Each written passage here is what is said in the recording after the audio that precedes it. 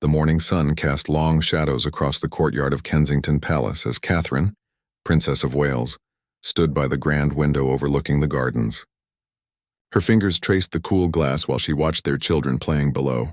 George was teaching Charlotte how to properly hold a cricket bat, while little Louis chased butterflies between the rose bushes. The scene should have filled her with joy, but today it felt like watching through a veil of sorrow. William entered quietly, his footsteps barely audible on the polished marble floor. Even without turning around, Catherine knew it was him. After 15 years together, she could sense his presence like a warm embrace. But today that warmth carried an undertone of something neither of them wanted to acknowledge.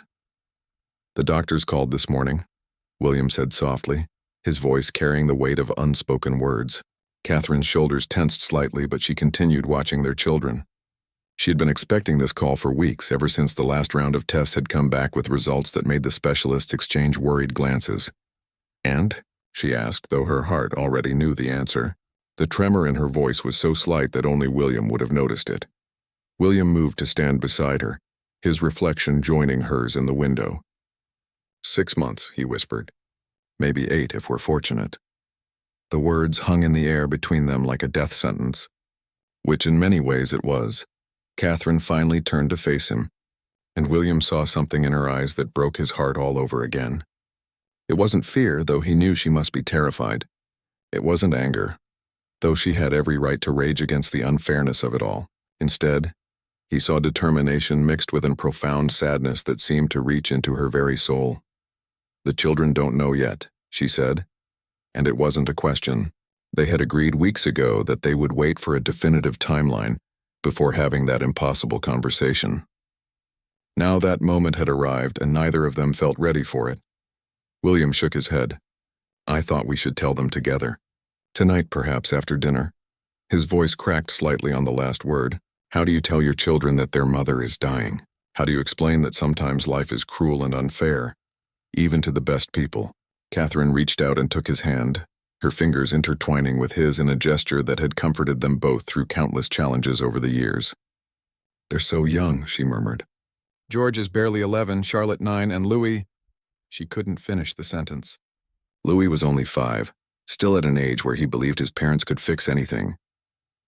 "We'll get through this," William said, though his voice lacked conviction. "We'll make every day count. Every moment will be precious." Even as he spoke the words, he wondered how they would possibly manage the months ahead. How do you live normally when you know you're watching someone you love slip away? Outside, their children's laughter drifted through the window, a bittersweet soundtrack to the most difficult conversation of their lives. Catherine squeezed William's hand tighter, drawing strength from his presence even as she prepared to be the strong one their family would need in the coming months. "I want them to remember me happy," Catherine said finally. "Not sick, not weak, but the way I am right now. Can we do that? Can we give them that gift?" Her voice was steady now, filled with the quiet strength that had made her beloved by millions around the world. William brought her hand to his lips and kissed it gently. "Yes," he promised. "We can do that." But even as he made the promise, he wondered how they would find the strength to smile when their hearts were breaking, how they would create joy when facing such profound loss. The afternoon stretched ahead of them, full of ordinary moments that suddenly felt precious beyond measure. Soon they would have to return to their roles as future king and queen, putting on brave faces for a world that looked to them for stability and hope. But for now, in the quiet of their private chambers, they were simply a husband and wife, facing the unthinkable together. Catherine turned back to the window, watching their children play in the garden below. "Look at them," she whispered. "They're so beautiful, so full of life. They're going to grow up to be extraordinary people, William. I can feel it." Her voice carried a mother's pride mixed with the heartbreak of knowing she might not be there to see all their dreams come true. William wrapped his arms around her from behind, holding her close as they watched their children together. In that moment, surrounded by the weight of their secret and the precious ordinariness of a family afternoon, they began the most difficult journey of their lives together. 3 weeks had passed since that devastating morning, and life at Kensington Palace had taken on a strange new rhythm. Catherine had insisted they maintain as much normalcy as possible, so the children continued their lessons, their piano practice, and their weekend adventures. But William noticed the way Catherine lingered a little longer during bedtime stories, how she held each child just a bit tighter during their morning hugs. The hardest part was keeping the secret from the children while the entire royal household staff walked on eggshells around them. Mrs. Rodriguez, their longtime nanny, had tears in her eyes whenever she thought no one was looking. The palace chef had begun preparing all of Catherine's favorite meals without being asked. Even the usually stoic security team spoke in gentler tones when addressing the family. Catherine had made William promise they wouldn't tell the children until absolutely necessary. "I want them to have one last summer of being just children," she had said, "before everything changes forever." So they planned an elaborate family vacation to Balmoral, complete with horseback riding, fishing expeditions, and late-night storytelling sessions by the fire. But keeping such an enormous secret was taking its toll on both of them. William found himself staring at Catherine during quiet moments, memorizing the way she laughed at George's jokes or the patient way she helped Charlotte with her watercolor paintings. He was trying to capture every detail, every expression, knowing that someday these memories would be all he had left. Catherine, meanwhile, had begun writing letters. Dozens of them, letters for each child's future birthdays, for their graduations, their weddings, the birth of their own children.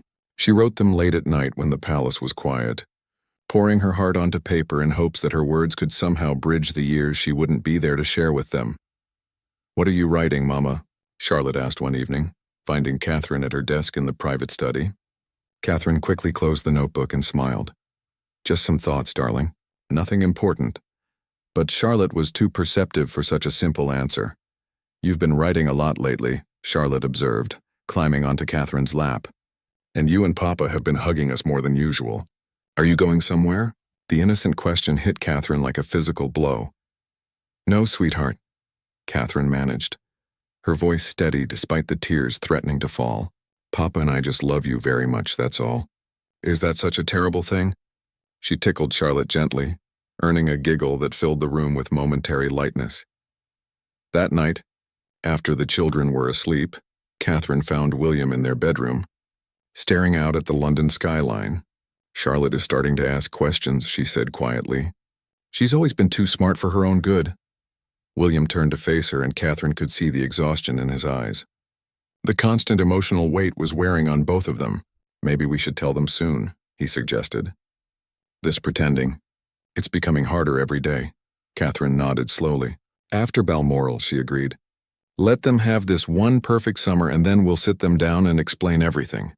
The thought of that conversation made her stomach turn, but she knew it was inevitable. The next morning brought unexpected news that would change their timeline completely. William's private secretary knocked on their door at dawn with a grim expression. "Sir, ma'am, I'm afraid there's been a leak to the press.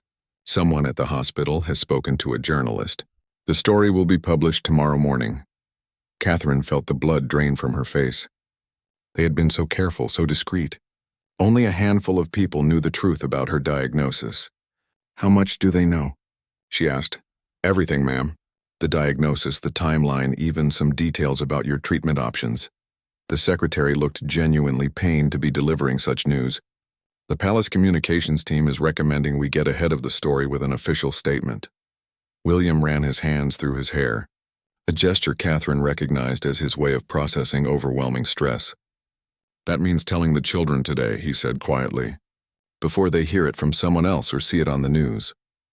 Catherine closed her eyes, feeling their carefully constructed plans crumbling around them. "How do we tell them their mother is dying on a Tuesday morning in July?" she whispered. "How do we steal their childhood innocence over breakfast?" But even as she asked the question, Catherine knew they had no choice. The world would know by tomorrow, and their children deserved to hear the truth from their parents. Not from a news broadcast or a classmate who had overheard their parents talking. "We'll tell them together," William said, reaching for her hand. "After breakfast, when they're comfortable and we can give them our full attention. We'll be honest but gentle, and we'll answer every question they have." Catherine nodded, though her heart was breaking at the thought of what the next few hours would bring. Outside their window, London was waking up to what seemed like an ordinary day. Soon the entire world would know their private tragedy, and nothing would ever be the same again. The breakfast room at Kensington Palace had never felt smaller. Catherine sat across from her 3 children, watching them eat their morning meal with the carefree appetite of youth. George was reading a book about aircraft while eating his toast. Charlotte was carefully arranging her strawberries in a pattern on her plate, and Louis was making his scrambled eggs into what he proudly announced was a dinosaur. William caught Catherine's eye and nodded slightly. They had agreed that after breakfast they would ask the children to join them in the family sitting room for an important conversation. The words felt like stones in Catherine's throat as she prepared to speak them. "Children," she began, her voice surprisingly steady. "When you're finished eating, Papa and I would like to talk with you about something important." The tone of her voice made all 3 children look up immediately. George closed his book. Charlotte stopped playing with her strawberries, and even little Louis paused in his dinosaur construction. "Are we in trouble?" Louis asked with the directness that only a 5-year-old could manage. Despite everything, Catherine found herself smiling at his innocence. "No, darling, you're not in trouble. We just need to share some news with you." Catherine's heart was pounding so hard she was sure the children could hear it. 20 minutes later, they were all seated in the cozy sitting room, where the family often gathered for evening stories and games. Catherine and William sat on the sofa, with George in the armchair beside them and Charlotte and Louis cross-legged on the carpet. The informality of their seating arrangement was intentional, designed to make the conversation feel as normal as possible. "You know how Mama has been seeing some doctors lately?" William began, his voice gentle but serious. The children nodded. They had noticed the appointments, though their parents had explained them as routine checkups.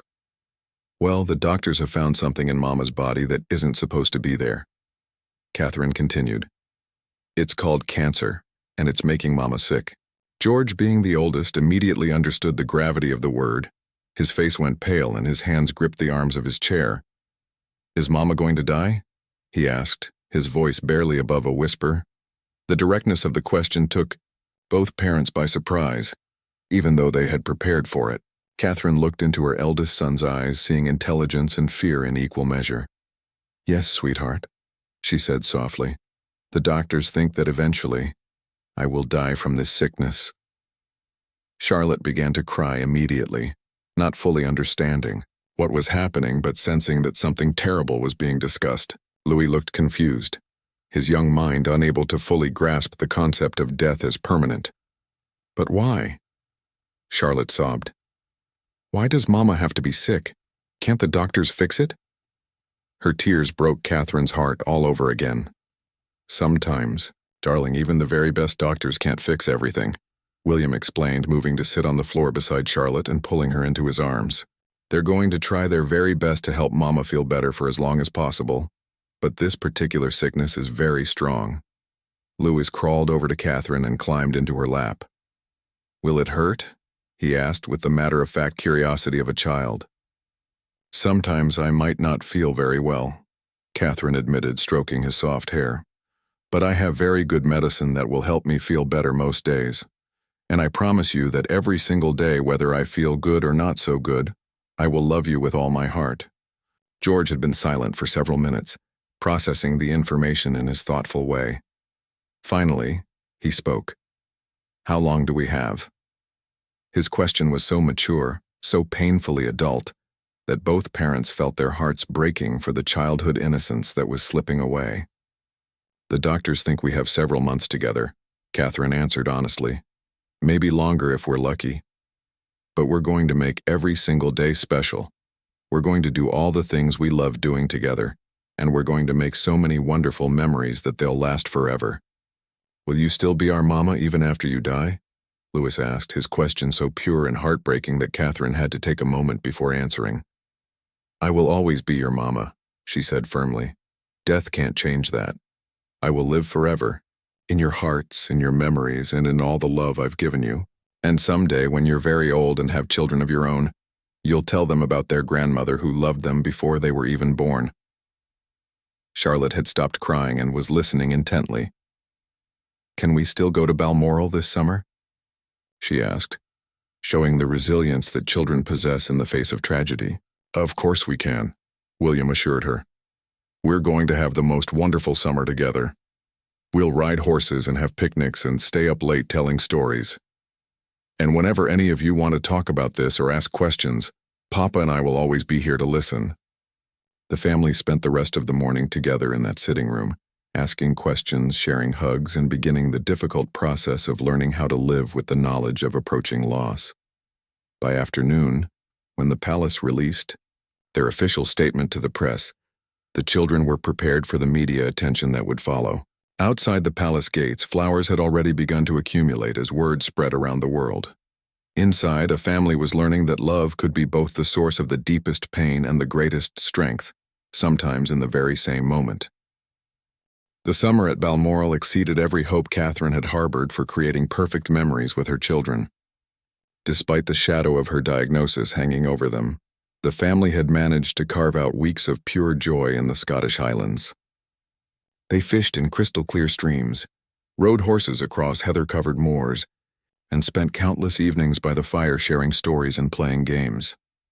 Catherine had never felt more alive than she did during those magical weeks.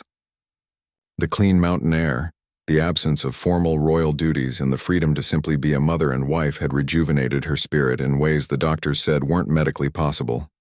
William watched in amazement as his wife seemed to grow stronger rather than weaker, her laughter ringing through the ancient halls of the castle. "Look at Mama," Louis had exclaimed one afternoon as Catherine successfully caught her first salmon. "She's the best fisher in the whole world." His pure delight in her achievement had brought tears to everyone's eyes, including the Gillies, who had been guiding royal fishing expeditions for decades. George had taken on a protective role with his mother, always ensuring she had a comfortable chair by the fire and bringing her warm blankets without being asked. Charlotte had become even more affectionate than usual, rarely leaving Catherine's side during their outdoor adventures. The children seemed to instinctively understand that these moments were precious beyond measure. But as August drew to a close and they prepared to return to London, Catherine began to feel the first real signs of her illness taking hold. The fatigue that had been easily masked by excitement and adrenaline became harder to ignore. Simple tasks like climbing the stairs to their bedroom left her breathless, and she found herself needing afternoon naps that stretched longer each day. The transition back to royal duties proved more challenging than anyone had anticipated. Catherine's calendar had been cleared of all but the most essential engagements, but even those seemed overwhelming now. Her first public appearance since the announcement of her diagnosis was at a children's hospital opening, an event she had specifically requested because it aligned so perfectly with her passions. The crowd outside the hospital was unlike anything William had ever experienced. People weren't just there to catch a glimpse of royalty. They were there to show love and support for a woman they saw as fighting the same battle that had touched so many of their own families. Signs reading, "We love you, Catherine," and "Stay strong, Princess," lined the barriers, and many people were openly weeping as her car arrived. Inside the hospital, Catherine's interaction with the young patients was both heartbreaking and inspiring. These children, some fighting their own battles with serious illnesses, seemed to give her strength rather than drain it. She spent extra time with each child, listening to their stories and offering encouragement that came from a place of genuine understanding. "The children don't see her as sick," observed Dr. Margaret Thompson, the hospital's chief pediatrician. "They see her as someone who understands what it means to be brave when you're scared." The doctor's words would later be quoted in newspapers around the world as perfectly capturing Catherine's approach to her public role during her illness. Back at Kensington Palace that evening, Catherine collapsed into William's arms the moment they were alone. "I don't know how much longer I can do this," she whispered. "The public appearances, the pretending to be strong when I feel so weak. I want to spend every moment I have left with you and the children." William held her close, feeling how much weight she had lost even in the past few weeks. "Then that's what we'll do," he said firmly. "No more public engagements unless you specifically want to do them. The palace can release a statement about focusing on family time." That night they made the decision that would define Catherine's final months. She would step back from all public duties except for a few carefully chosen appearances that held special meaning for her.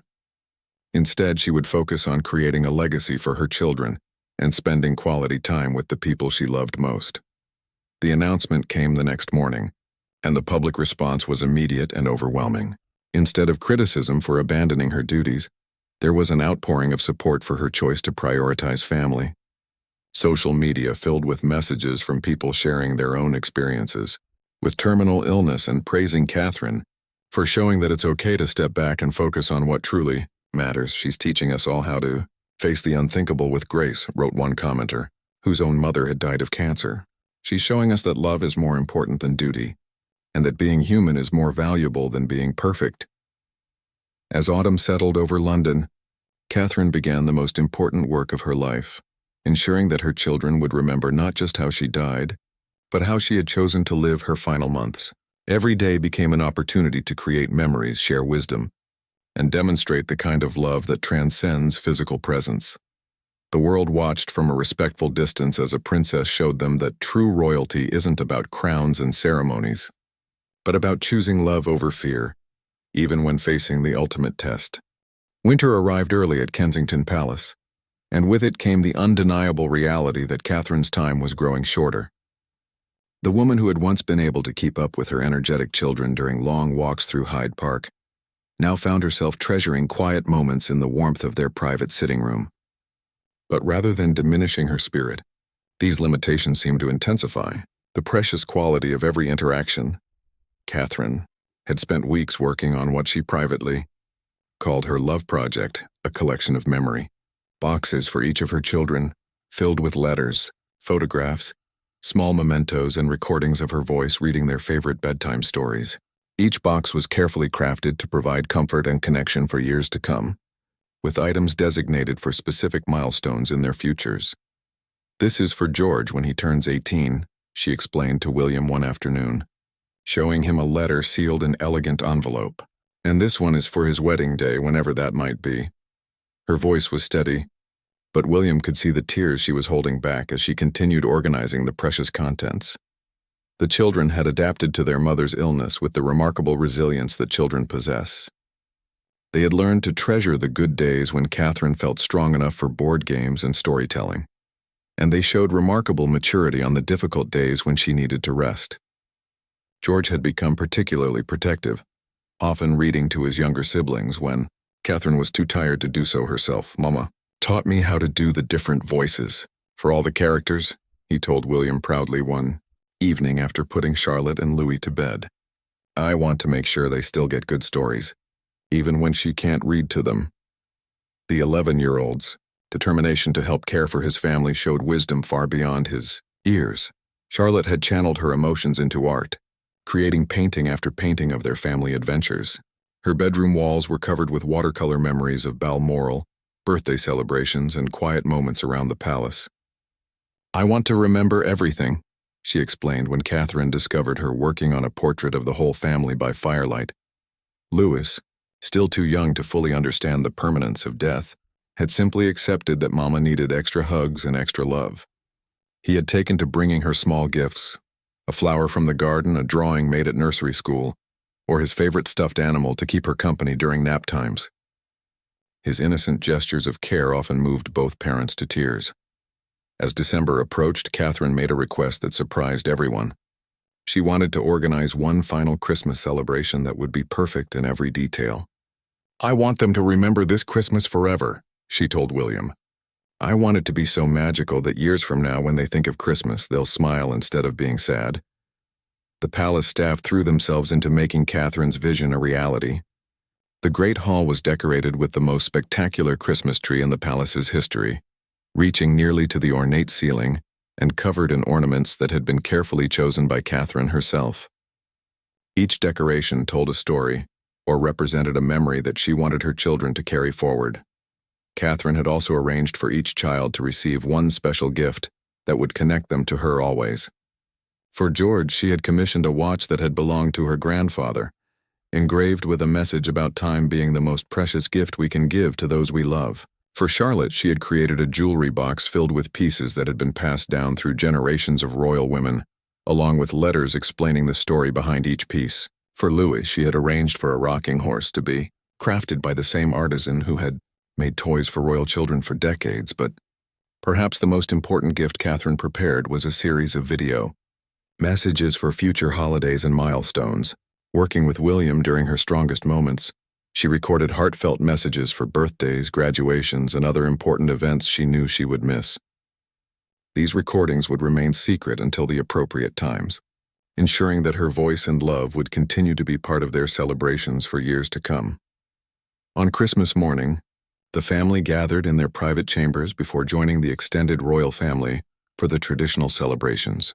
Catherine, wearing a beautiful red dress that had been altered to accommodate her weight loss, sat surrounded by her children as they opened their gifts. The joy on their faces as they discovered each carefully chosen present filled her heart with a contentment she had never experienced before. "This is the best Christmas ever," Louis announced, hugging his new rocking horse with pure delight. "Right, Mama?" Catherine pulled him close, breathing in the sweet scent of his hair and memorizing the feeling of his small body pressed against hers. "Yes, darling," she whispered. "This is the most perfect Christmas ever." And in that moment, surrounded by the laughter of her children and the warmth of William's love, Catherine felt that she had accomplished everything that truly mattered in life. The photographs from that Christmas morning would later become some of the most treasured images in royal history, capturing not just a family celebration, but a testament to the power of love to create beauty even in the midst of heartbreak. The February morning dawned gray and quiet over London, with a gentle snowfall that seemed to muffle the usual sounds of the bustling city. Inside Kensington Palace, Catherine woke knowing with the certainty that sometimes comes in life's most profound moments that this would be one of her last days. She could feel her body's energy ebbing away like tide retreating from the shore, but her spirit felt strangely peaceful. William was already awake beside her, and she could tell from his breathing that he knew too. They had been married long enough to share an almost telepathic connection, and the approach of this day had been something they both felt rather than discussed. He turned to look at her, and she saw in his eyes all the love, gratitude, and heartbreak of their years together. "Good morning, my love," she whispered, her voice soft but clear. "Will you help me sit up? I want to watch the snow with you." William gently helped her to a sitting position against the pillows, and together they looked out at the winter wonderland that London had become overnight. "The children will love this," Catherine observed, watching the fat snowflakes dance past their window. "Louis will want to build a snowman immediately after breakfast." The thought of her youngest son's excitement at seeing the snow brought a smile to her face. Even now, they spent the morning quietly, with Catherine saving her energy for what she knew would be important conversations. The children came to see her before their lessons, each sensing that today was different somehow. George lingered longer than usual, holding her hand while they talked about his plans for secondary school. Charlotte brought a new drawing she had made of the family, carefully adding falling snow to commemorate the weather. Louis simply crawled into bed beside her and fell asleep, his small body warm and trusting against her side.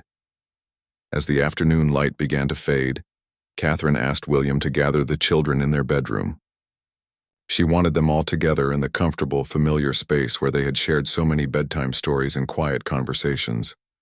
The children arranged themselves on the large bed, with George sitting protectively close to his mother's side and Charlotte and Louis cuddled against her. "I want to tell you all something very important," Catherine began, her voice gentle but strong. "You know that Mama has been very sick, and today I can feel that my body is getting ready to rest forever. I want you to know that I'm not afraid, and I don't want you to be afraid either." The children listened with the remarkable composure they had developed over the past months. George nodded solemnly, Charlotte held her mother's hand tighter, and Louis looked up at her with his trusting blue eyes. "I need you to remember that dying is not the end of love," Catherine continued. "Love is stronger than anything else in the world, stronger even than death. The love I have for each of you will never, ever go away. It will live in your hearts forever, and whenever you need to feel me close to you, all you have to do is think about how much I love you." "Will you still be able to see us from heaven?" Charlotte asked, her voice barely above a whisper. "I believe I will," Catherine answered honestly. "And I'll be so proud watching you grow up into the amazing people I know you're going to become. George, you're going to be such a wonderful king someday, leading with kindness and wisdom. Charlotte, you're going to use your artistic gifts to bring beauty into the world. And Louis, you're going to make people laugh and feel joy wherever you go." William had been silent throughout this conversation, but now he moved closer to the bed, wrapping his arms around his entire family. "We're going to take care of each other," he said, his voice thick with emotion. We're going to remember all the wonderful times we've had together, and we're going to keep Mama's love alive in everything we do." As evening approached, Catherine grew more tired, but she remained surrounded by her family. They told stories, shared favorite memories, and simply held each other as the snow continued to fall outside. The children eventually fell asleep curled up beside their mother, and William kept vigil, holding Catherine's hand and occasionally whispering words of love and gratitude for the extraordinary life they had built together. "Thank you," Catherine whispered to him as the night deepened. "Thank you for 15 beautiful years, for 3 perfect children, and for showing me what it means to be truly loved." Her breathing became softer, more peaceful, as if she was simply drifting off to sleep. In the early hours of the morning, as London slept under its blanket of snow, Catherine, Princess of Wales, passed away peacefully in her sleep, surrounded by the love that had defined her life. Her final expression was one of complete serenity, as if she had found the peace that surpasses all understanding. When the announcement was made later that morning, tributes poured in from around the world. But perhaps the most touching memorial came from her own children, who stood with their father at the palace gates and thanked the thousands of people who had gathered to pay their respects. Speaking with a composure that would have made their mother proud, they shared that while they were heartbroken to lose her, they felt blessed to have had such an extraordinary woman as their mother, even for too short a time. The historic embrace between William and his children that day, captured by photographers and broadcast around the world, became a symbol of love's ability to endure even the deepest loss. And somewhere in the falling snow, in the tears of strangers who felt they had lost a friend, and in the determined courage of 3 children facing their future without their mother, Catherine's legacy of love continued to touch hearts around the world.